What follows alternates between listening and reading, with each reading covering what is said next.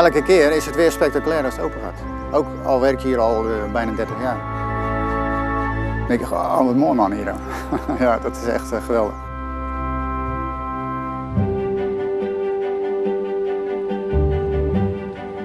Ik ben André Bijk. Ik ben geboren in Lisse en ik werk in Lisse, Keukenhof. Ik werk hier nu al 27 jaar.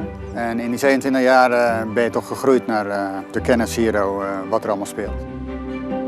De Keukenhof is een uniek iets eigenlijk. Hè? Het is een mooi park, bomen, struiken, met bloemen. En het geheel is verbazingwekkend. Het vreemde van Keukenhof is ook dat het maar een heel korte periode is. 2 maanden. In die 2 maanden krijg je heel veel publiek binnen. Het streven, en dat lukt al bijna 30 jaar, is rond 800.000 te zitten. De bloemen zijn er pas in eind maart. Dan zitten we volop in de krokussen. En in half mei is het gewoon zo warm dat onze lentebloemen zijn uitgebloeid. Als je langer open blijft, dan ga je het uitsmeren en dan wordt het niet meer spectaculair. Maar als ze nu komen, dan zien ze, ja man, geweldig, weet je wel. Dat is het leuke van die 2 maanden. Vooral nou tegenwoordig met die mengsels, dan worden mensen helemaal gek van jou. Die willen erin zitten en doorheen kruipen, bij wijze van spreken. Je krijgt heel veel lekkere geuren. Als je nu ruikt, dan denk je, waar komt dat vandaan? Weet je wel? Maar er hangt hier gewoon een hele lekkere geur.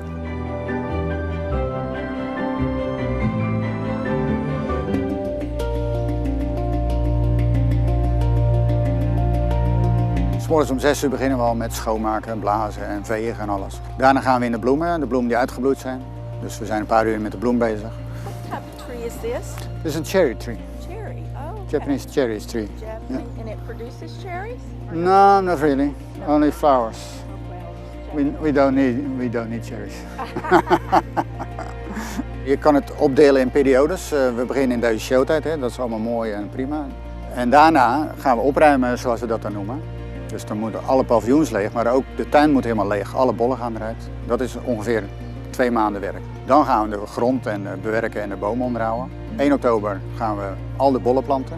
Dat doen we tot aan de kerst zo'n beetje, Sinterklaastijd.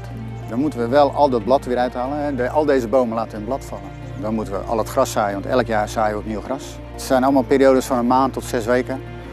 En dan gaan we weer open. Dan is het alweer maart en dan moet je zorgen dat je in maart alles klaar krijgt. Dat je vegen, schoonmaken en boenen en poetsen. En dan ga je eind maart open. We lopen met 30 tuinmannen. We hebben het park allemaal in stukjes gedeeld. Niemand die dat ziet, maar wij weten precies waar die grenzen lopen. En dat hou je dan met z'n 2 of met z'n 3 bij. Dit doen we alleen met de hyacinten. Die zijn zo zwaar, die koppen, dat ze omvervallen met regen en wind. Wonderful, because mine flop over too. And I thought, how do you keep yours standing up? Ja, dat wordt altijd als zeer verrassend ervaren. Ben je aan het doen? Oh, en nou snappen ze het. Waarom ze thuis allemaal platvallen en hier niet.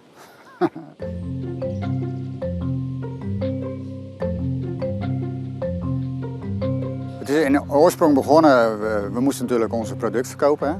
De bollen. Ja, dat ziet er niet uit, zo'n droge bol. En toen hebben ze bedacht van als we nou laten zien in de volle grond, hè? Zoals de mensen hun eigen tuin hebben, wat het kan worden als je een bol koopt. En natuurlijk is de hoofdmoot tulp, want iedereen wil die tulp zien. Die tulp die komt oorspronkelijk uit Azië. En uit Azië vandaan is die naar Turkije gegaan omdat Turken de tulp ontzettend mooi vonden.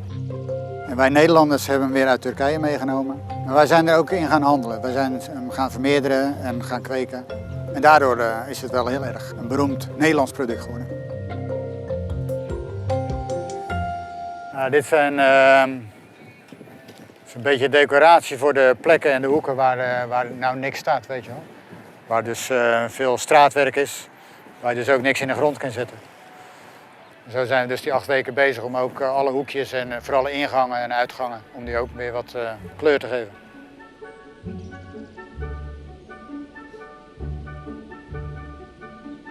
Ja, dit is de binnententoonstelling. Deze kunnen we 's winters warm maken, zodat we op de eerste dag dat we open gaan tulpen in bloei hebben. Mensen vinden dat geweldig. Het is ook een slecht weer ding, hè? Als het buiten erg slecht weer is, regen en alles. Dan komen we allemaal naar binnen massaal en dan genieten we hier ook weer.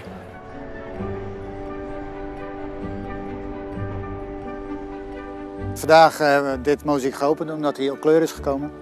En hij is gelukt. Ik heb hem net van de hoogte bekeken. Ja, dat is weer mooi. Precies zoals hij moet zijn op tekening. Ik heb dit nog nooit gezien, er staat een hele rij te wachten. En, ja, zo'n klus die je gedaan hebt en dan staan zoveel mensen naar kijken en het mooi vinden ook. Ja, dat is wel trots. Even die bloem eruit gaat halen, want hij steekt in mijn rug. Het zijn op zich natuurlijk prachtige bloemen, niks mis mee. Maar ze hebben net niet de goede kleur, dus keukenhof moet toch een beetje een perfect plaatje zijn, vind ik. Het is ook niet iets wat je buiten dit park zomaar ziet. Je ziet of grote bollenvelden, of je ziet een groen bos of park. Maar hier komt het gewoon allemaal bij elkaar. Nee, het verveelt nooit. In januari loop je er alweer naar uit te kijken. Hè? Dan zitten wij alweer te tellen. Nou, nog 15 weken, weet je wel, en dan gaat het alweer gebeuren.